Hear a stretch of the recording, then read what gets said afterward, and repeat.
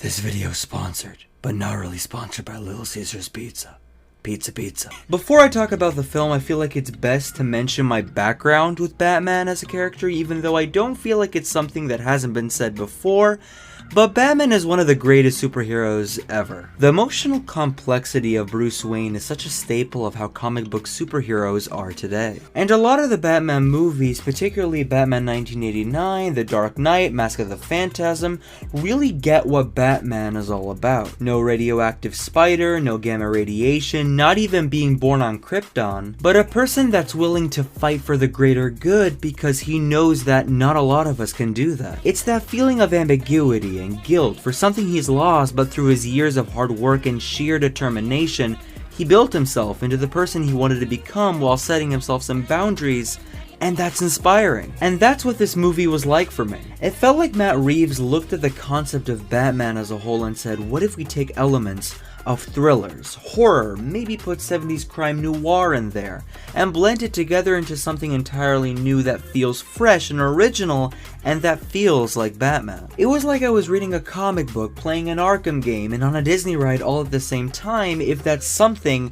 that begins to explain it. This is a movie that takes its time, but you feel like you're there, and the best part is, you don't feel the length. I mean, this is a 3-hour movie when really, it felt like 2. Robert Pattinson is breathtaking as Batman. People can say what they want about the Twilight films, but this is a role that he was born to play. Zoë Kravitz as Catwoman is a lot of fun. Paul Dano is insanely good in this as Riddler, where not only is he legitimately creepy, but also unbelievably wacky. Colin Farrell is having the time of his life as the Penguin. Jeffrey Wright is peak casting, probably my favorite Commissioner Gordon put on screen. Andy Serkis is an Alfred that I never knew I even wanted. The cinematography in this movie feels like it's operating on a whole new level, like this cataclysmic event that's totally going to change the way comic book films can be and is easily the best thing about this movie. This type of filmmaking is like Kubrick level of impeccable. I'm kind of a filmmaking nut, and even though I won't go into full detail because there are videos that can probably analyze this way better than I can ever do, but the use of lighting, the way they paint the light, the anamorphic lenses they use. I mean, literally the Batmobile chase scene actually wasn't CGI, it was practical effects, which is such a brilliant and beautiful decision to make. This leads me to the action, which is shot so gracefully. Literally the first time I watched that teaser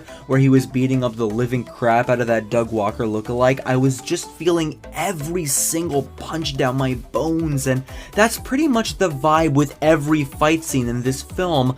They're so well done. Gotham City just looks fantastic. Ever since Batman 1989, have I not seen a more sullen, bleak feeling of discomforting atmosphere dripping down the screen. The 40s Gothic aesthetic is captured perfectly. As much as I love the Christopher Nolan movies, it kind of felt like they were shot in Pittsburgh or something. Like, it's not a very interesting looking city. But this movie managed to give that cold, shivering feeling down your spine that Gotham always gave. The fact that Reeves and his team tried to make everything not look so pristine and clean, and why not make it something out of focus, gritty, grainy, the feeling of discontent. The only issue I have with this movie is kind of a nitpick, but it's a pretty big one. And I don't know why it bothers me as much as it did, but here it goes.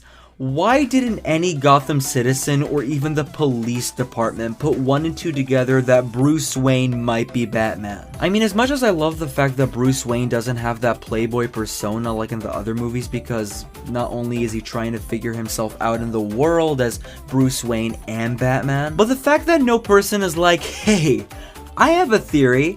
Maybe the son of a billionaire that talks the same as Batman, acts the same as Batman, the fact that we never see him. Like, what do you think a guy like that would do in his spare time? Probably dress up as a bat. The hell are you supposed to be? Selling Disneyland tickets? But honestly, what else can I say? The Batman is a masterpiece.